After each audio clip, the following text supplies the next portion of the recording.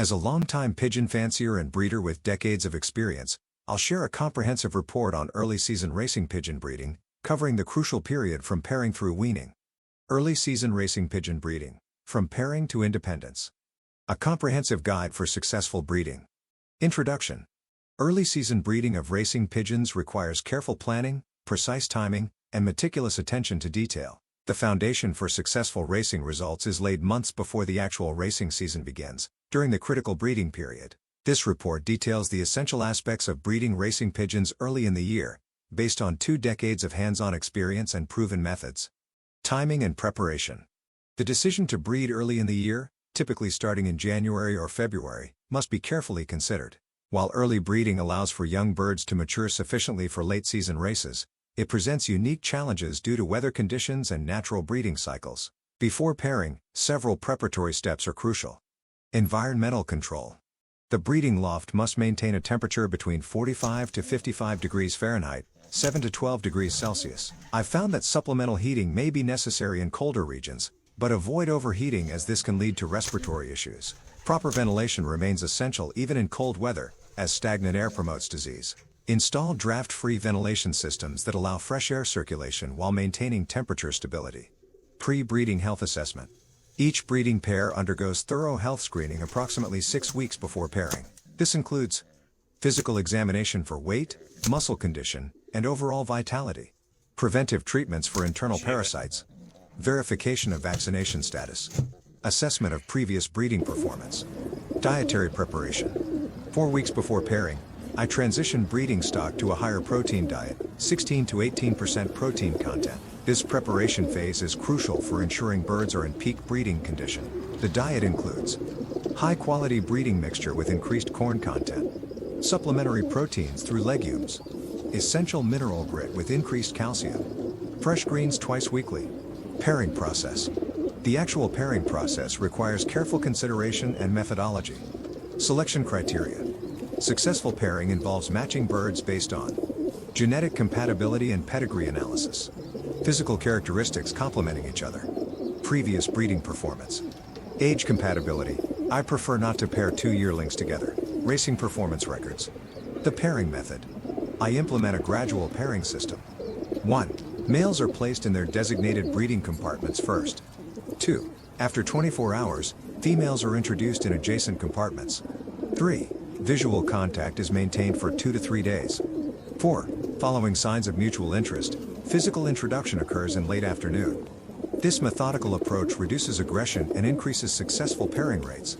Nest box management. Each breeding compartment requires minimum dimensions of 24 by 24 by 24 inches. 2 nest bowls per compartment. Fresh, clean nesting material, tobacco stems preferred. Privacy barriers between adjacent compartments. The first eggs. Typically, eggs appear 8 to 10 days after pairing. Critical management during this phase includes egg-laying support. Ensure constant access to calcium supplements. Maintain strict loft quietude during laying hours. Monitor females for egg binding signs. Record laying dates meticulously. Incubation period. The 18-day incubation period demands careful oversight. Temperature and humidity control. Maintain loft temperature at 65 to 70 degrees Fahrenheit, 18 to 21 degrees Celsius. Relative humidity should be 60 to 65%. Monitor weather forecasts for extreme conditions. Provide shallow water baths every 3rd day. Parental behavior monitoring. Observe sharing of incubation duties. Note any extended nest abandonment. Check egg development through candling at day 7. Feeding during breeding. Proper nutrition during breeding is paramount for success. Pre-hatching diet. Breeding pairs receive morning feeding, 50% breeding mixture, 50% diet mixture. Evening feeding, 60% breeding mixture, 40% diet mixture. Fresh water twice daily with probiotics. Mineral supplements available constantly. Post-hatching nutrition. Once squabs hatch, dietary adjustments include increased protein content, 19 to 20%, additional feedings, 3 to 4 times daily, enhanced calcium supplementation. Introduction of feeding pellets. Squab development and care. First week, days 1 to 7. Critical period requiring hourly monitoring of crop filling. Temperature maintenance at 70 degrees Fahrenheit, 21 degrees Celsius. Humidity control at 65%. Careful observation of parental feeding.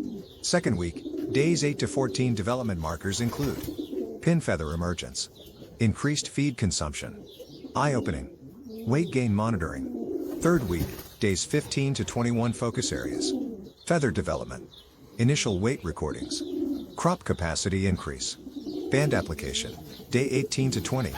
Fourth week, days 22 to 28 transitional period featuring self-feeding attempts, increased movement, flight feather development, weaning preparation, weaning process.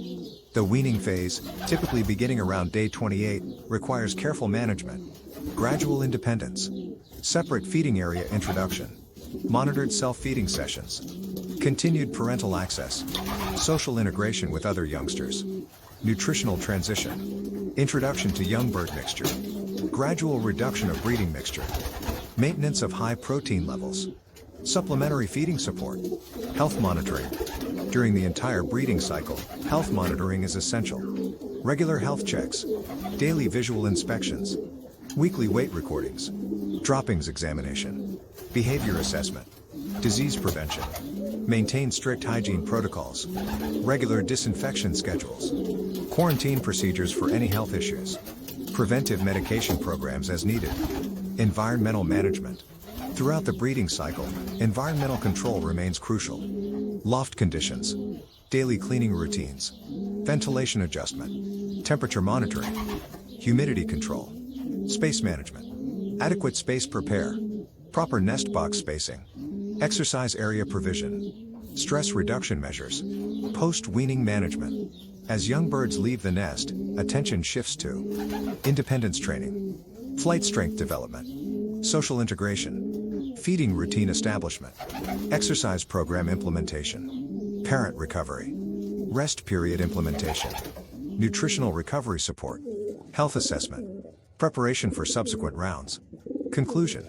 Successful early season breeding of racing pigeons requires a comprehensive understanding of multiple factors and careful attention to detail. The process from pairing to independence spans approximately 8 to 10 weeks, during which constant monitoring and adjustment of conditions is essential. Success in breeding directly correlates to racing performance, making this period crucial for any serious racing program. Through careful implementation of these methods, developed and refined over 2 decades of breeding experience, consistently high-quality racing pigeons can be produced early in the season. The key lies in maintaining optimal conditions throughout the breeding cycle while being prepared to address any issues promptly as they arise. Remember that each breeding pair and their offspring may require slight variations in management, and successful breeders must remain flexible and observant throughout the process. The methods outlined above provide a framework for success, but should be adapted based on individual circumstances and specific loft conditions.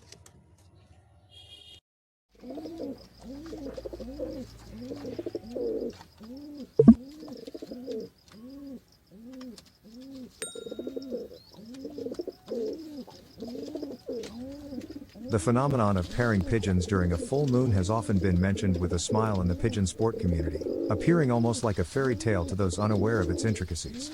Years ago, a friend pointed out to me that I consistently paired my pigeons during a full moon, attributing my success in breeding high-quality pigeons to this practice.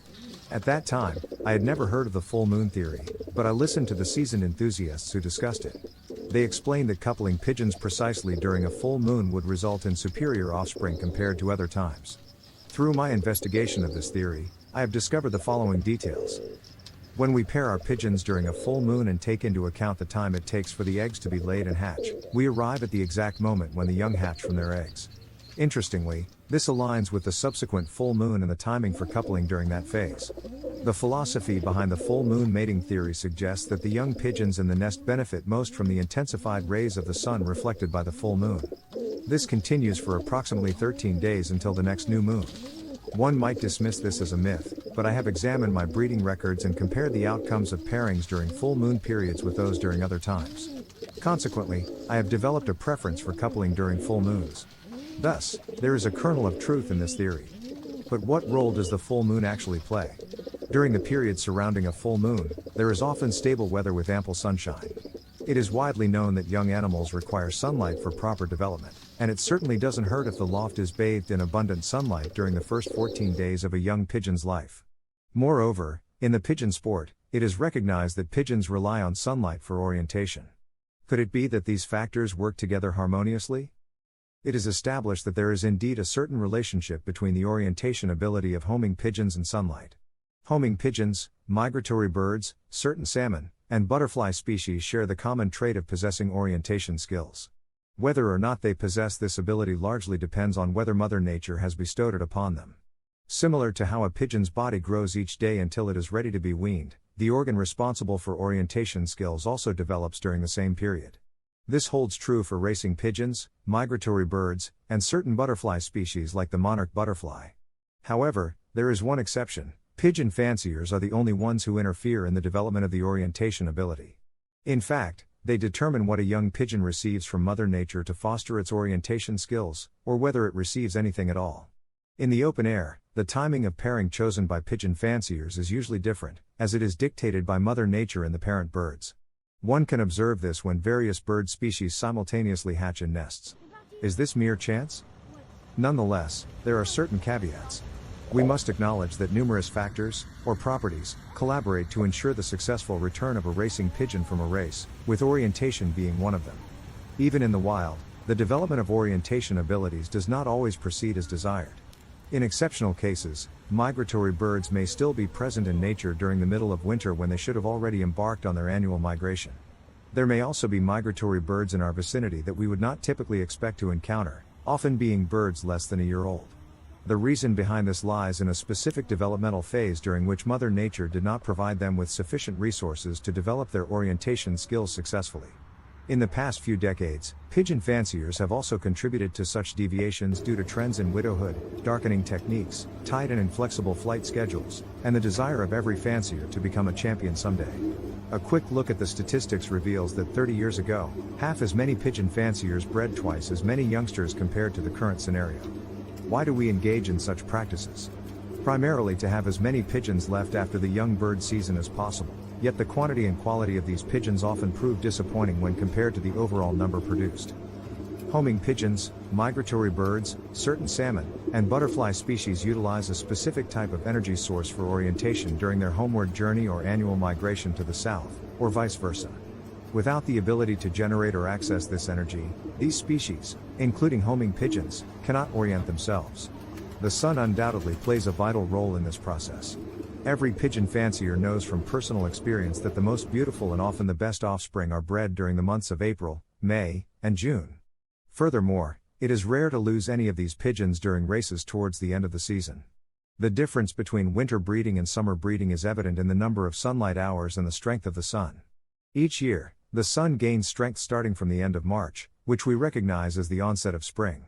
The timing when the sun begins to strengthen is determined by the preceding full moon before the 21st of March. From that moment onwards, the sun progressively provides young pigeons with the necessary building blocks for developing their orientation skills.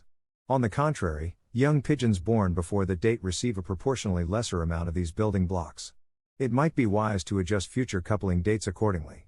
Young pigeons, whose parents are paired in mid-February, always reap optimal benefits from the favorable conditions that Mother Nature offers them during their growth phase. In the past, the racing season would commence at the beginning of May, but now it starts a month earlier, with the desire to organize races even earlier. However, one could argue that the problems began with the advancement of flight programs. Previously, racing pigeons were coupled in mid-February, and winter breeding lofts were not as prevalent. To conclude, intervention in nature always comes with a price. Returning to the topic of pairing with a full moon, I will take it into consideration this year. If it does not yield benefits, it certainly won't be detrimental. Lunar influence. The full moon has long been associated with various phenomena and beliefs. It has captivated human imagination and has been linked to folklore, myths, and cultural practices throughout history. While scientific evidence may not fully support all claims, the moon's gravitational pull does have tangible effects on Earth, such as ocean tides. Animal behavior. Some studies suggest that certain animal behaviors may be influenced by the lunar cycle, including mating rituals, migration patterns, and feeding habits. For example, marine animals like coral spawn during specific lunar phases, and some species of birds adjust their migratory patterns based on the moon. Nocturnal activity. The brightness of the full moon can affect the behavior of nocturnal animals. It provides natural illumination, making it easier for animals to navigate, hunt, and communicate during nighttime hours. This can be observed in various nocturnal species, including owls, wolves, and certain insects. Circadian rhythms. The full moon's light can also influence the circadian rhythms of animals, which regulate their biological processes, including sleep-wake cycles and hormonal activity. Some studies suggest that certain animals, such as rodents and primates, may experience disrupted sleep patterns during full moon nights. Reproduction and breeding. In some species, lunar cycles are believed to synchronize with reproductive processes.